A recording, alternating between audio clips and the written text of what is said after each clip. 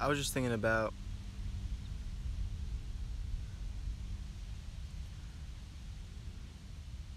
how, I guess, like in moments of hardship and trouble, when we're not really sure where to go, I think we tend to look to like celebrities and like the higher up, more successful people in our lives.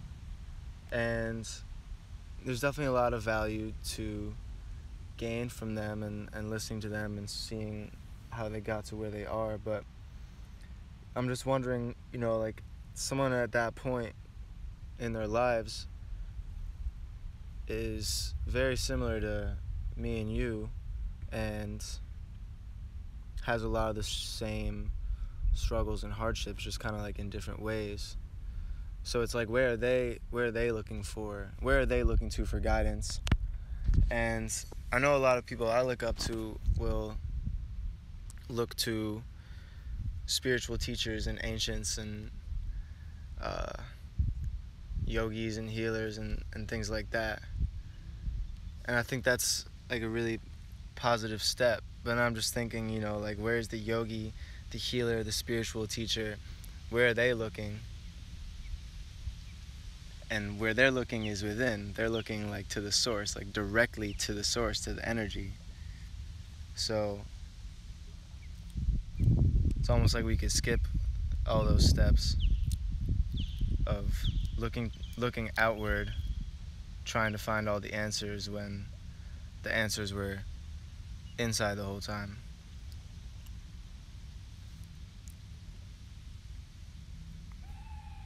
The guru is within. It's almost like this whole world is like a maze of our mind that we're projecting outward, and it's like you have to travel within the maze, exploring all the parts of your being, because you are nature, you are the energy that makes up everything, so you are everything in essence. So in order to understand what's going on, you have to really explore that maze within yourself and on the planet. And the more you do that, the more you start to come to that inner truth. And that's where the answers are.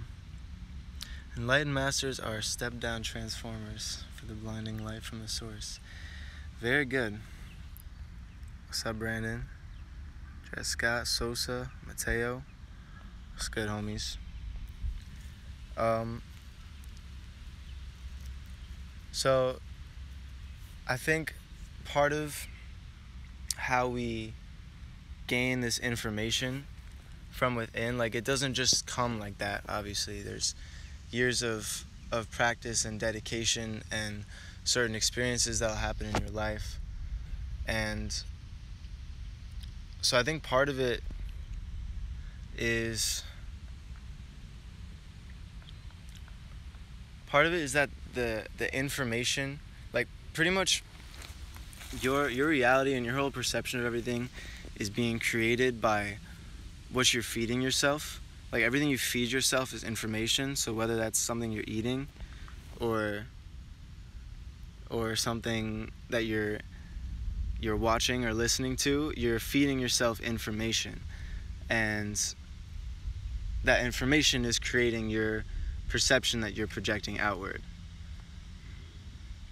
So we're living in this crazy time where our information is heavily distorted, and that includes the food we're eating. Like, think about it. Nature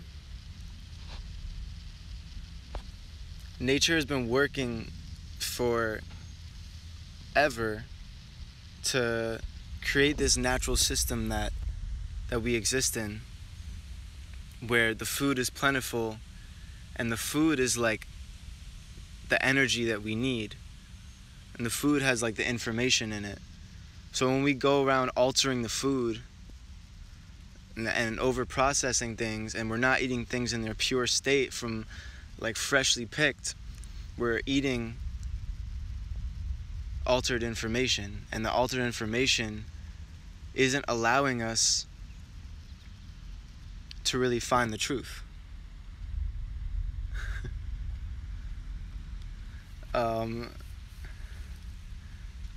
So that goes the same for the information that you're reading and seeing and listening to. You're literally feeding these different parts of yourself, of your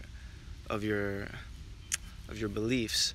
We can think about like music we're listening to. A lot of music is very negative, and like a lot of like pop music in particular, it's like made to seem like it's all like fun and we're partying and it's a good time, but when you like really listen closely to the lyrics, they're not uplifting at all. They're really the opposite. Party till we die, like what is that? And everyone's just chanting it together on some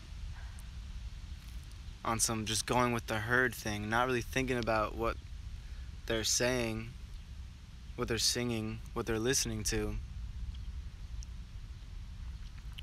What you're saying and what you're listening to is influencing all of your actions and your beliefs and your perception on what this world is. So to me, like, I feel like my body, what's good, y'all? My body is my temple. So when I realized that, I was like, why would I want to put anything into myself that's going to hurt me, that's going to bring me down, that's going to cloud my mental and make me feel distracted? And it's so hard in this world. It's so hard in this freaking world because we're just endlessly being shown distractions. And it's like everyone has like dreams, everyone has a purpose and things that they want to achieve. And manifestation of these things is so possible and so real. Like, I see it all the time around me. But you can't manifest something if you're not focused on it. It's all about focus and being able to decide, this is what I'm going to do, and put all that time into it. There's, like, right now, I feel like I have so many different things I'm trying to pursue. And I would be able to more quickly manifest, one of those things at a time. So it's crazy living in this society because we're expected to balance so many things and remember so many things and keep track of so many things. Process all this information, which again is modified information. So the information you're taking in, for the most part, isn't truth. So that's what I was saying at the beginning of this, like, we need to take everything that we're reading and taking in, all this information. We need to take it not for granted. We need to take it with a grain of salt, and really trust our inner self as kind of like a guiding light as to what's true or not. And obviously, that's easier said than done. And I think it's a weird situation because, like I said, we're kind of like trapped in a way because the food we're eating isn't the right information, and the knowledge we're seeking isn't necessarily the right information. So it's like these things will happen, these moments will happen in our lives. These moments will happen in our lives that wake us up and help us to understand things. And we see reality as it truly is, as us being connected in this this one energy. But we're so heavily distracted that we don't hold on to it. We can't hold on to that knowledge that we acquire, that wisdom that we're finally granted. We're like, oh my God, I get it. And then 5 minutes later, you're watching some dumb YouTube video and you've forgotten exactly what you just enlightened yourself with.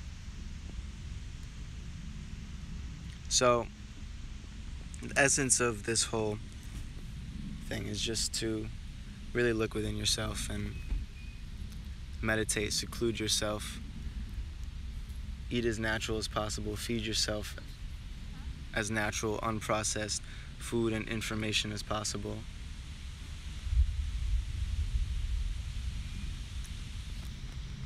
How do we access our inner self?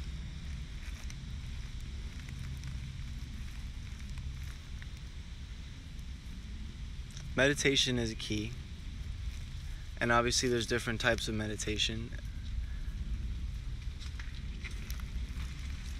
But I feel like being able to find solitude is super important. Like being able to just disconnect from your phone and from everything you need to do for a period of time. And being able to make that like a daily thing. I mean, ideally, you want to be able to get away for months, for a year. And that's obviously not possible in some people's positions. So it is more of like you have to stay in society and do your thing and figure out how to work that time to yourself into your life. But like I said, ideally, like I want to separate myself completely and be out in nature, living alone in another country, in another place, and eat as natural as possible and meditate as much as possible, and just not even be on my phone, not be on my technology, have no idea what's going on, and just know what's going in.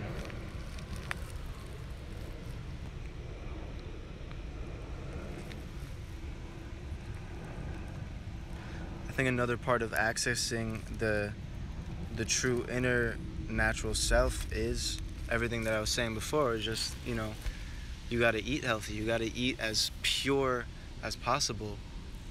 If you can get yourself into a position to be somewhere tropic where you can just pick the fruit off the trees, or you're a natural organic farmer and you're able to get your vegetables right there, and you're in the sun's rays, like that's your best bet to unlocking the inner self. I think